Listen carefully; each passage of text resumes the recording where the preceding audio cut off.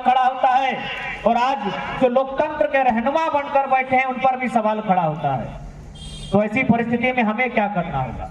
क्या हम हाथ पे हाथ धरे बैठे रहें? यदि इस देश में लोकतंत्र होकर भी लोकतंत्र नहीं है तो फिर हमें जिस प्रकार अंग्रेजों के साम्राज्यवाद को उखाड़ने के लिए हाथों में हथियार लेकर आंदोलन के लिए विवश होना पड़ा था, आज तमाम सरकारी पदाधिकारियों को अंग्रेज मानकर आंदोलन करना होगा। जितने भी सरकारी पदाधिकारी हैं, सरकार के लोग हैं, उन्हें हम अंग्रेज मानेंगे और उनके खिलाफ जिस प्रकार आंदोलन हुआ था उसी तर्ज पर हमें आंदोलन करना होगा।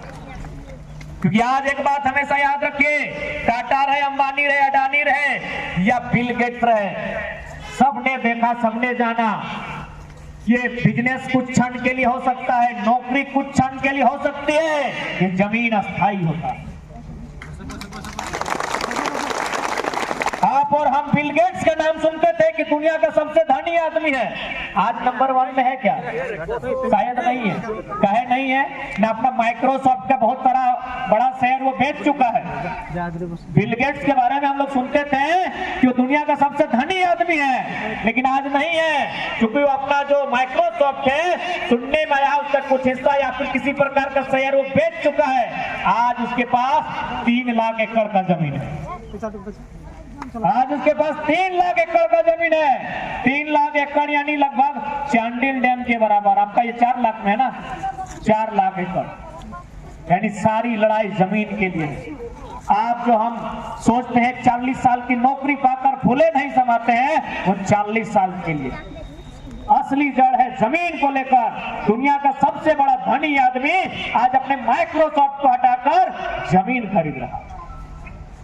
इसलिए आज इस जमीन बचाने की लड़ाई में जिस प्रकार हमारे पूर्वजों ने, चाहे अंग्रेजों से सामना करना हो या अलग झारखंड राज्य का गठन करना हो, अपने प्राणों की आहुति देकर अलग झारखंड भी लिया है और भारत को स्वतंत्र भी कराया है, हमें अपनी माटी को बचाने के लिए आगे आना। बिल्कुल अभी पूर्व के वक्ता भाईगण कह रहे थे कि आज विस्थापितों का ये हाल है तो हम घुसपैठिए के समान। इसलिए सबसे पहले सरकार को, विभाग को यह भी तय करना होगा कि विस्थापित परिवार के किसी सदस्य का यदि जाति आय आवास से प्रमाण पत्र बनता है तो उसके लिए हथियार नहीं, विकास पुस्तिका कोई आधार माना जाए। कि हमारे पास तो खतियान है नहीं, हमको जो 12.5 डिसमिल का जमीन मिला है उसमें डीड मिलेगा, खतियान वहां भी नहीं मिलेगा। तो यदि किसी सरकारी नौकरी में या फिर किसी सरकारी योजना का हमको लाभ लेना है जहां हमसे जाति आवास से आए या फिर कोई प्रमाण पत्र मांगा जाएगा, हम कैसे बनाएंगे? क्योंकि हमारे पास तो खतियान है नहीं। तो इसलिए इस बात को भी नियम बनाना चाहिए कि जो विस्थापित परिवार है, विकास पुस्तिका के आधार पर ही उनका जाति आवासीय प्रमाण पत्र बनना चाहिए। दूसरी बात, चांडिल डैम के लिए जमीन अधिग्रहण का 1980 में किया गया है या 78 में या 82 में, यदि मुआवजा 2023 में दिया जाएगा तो अकॉर्डिंग 2023 के अनुसार मिलना चाहिए।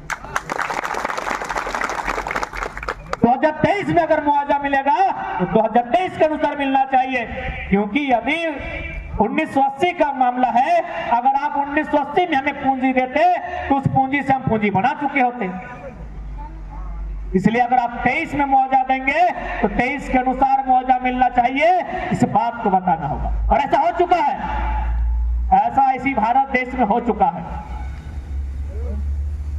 इसलिए चूंकि झारखंड के लोग कमजोर माने जाते हैं, झारखंड के लोग सरकारी तंत्रों के सामने कमजोर माने जाते हैं, इसीलिए हमारे लिए अलग नियम है। बाकी इसी देश में मुआवजा के विषय में जिस समय मुआवजा दिया गया था उस समय की राशि का निर्धारण किया गया। इसलिए आज इस बात को ध्यान में रखना होगा। और एक बात स्पष्ट कहेंगे, जब 116 गांव की लड़ाई है, सबसे पहले आज परसों से धरना के माध्यम से हो, अनशन के माध्यम से हो, भूख हड़ताल के माध्यम से हो या फिर किसी अन्य माध्यम से हो, लगातार विस्थापितों ने आंदोलन किया है। लेकिन यदि ये हुक्मरान जो पूरी तरह से चंद मुट्ठी भर अमीरों के कब्जों में है, अगर ये नहीं सुनती है, यदि हमारी आवाज इनके कानों तक नहीं पहुंचती है, तो भगत सिंह 53 को धारा लगा देती है पुलिस, हम लोग केस में फंस के रह जाते हैं, उसी में परेशान हो जाते हैं। नेताजी के चरण में जाके पढ़ते हैं कि भाई 353 से मुक्ति दिलाइए। 353 नहीं, अरे जरूरत पड़े तो 302 का धारा लगाइए, सीधे मर्डर केस का। क्योंकि आपको क्या लगता है 40 साल पुराना रोग है, इतनी जल्दी और इतनी आसानी से आपको आजादी और छुटकारा मिलेगा?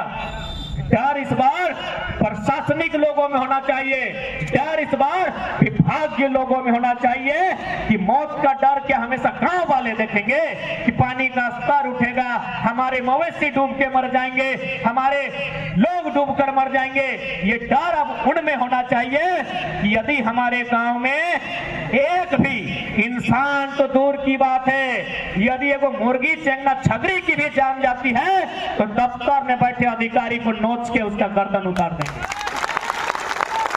डर उन्हें होना चाहिए, इसलिए समय लगता है, समय लीजिए। आज जो डरे सहमे लोग हैं उन्हें बारूद बनाइए। ऐसे भी 40 साल समय लगा है, 4 महीना और लगे, दिक्कत नहीं है, लेकिन 116 गांव से फौलाद निकालिए और इनका मुकाबला कीजिए। क्योंकि आज यदि आज हम लोग चुप बैठते हैं तो आने वाला दिन, आप क्या सोचते हैं निर्मल महतो की शहादत के पीछे झारखंड का लड़ाई नहीं है, स्वर्ण रेखा नदी परियोजना का भी रोल है। इस बात को आप इतिहास के पन्नों से खोद कर निकालिए।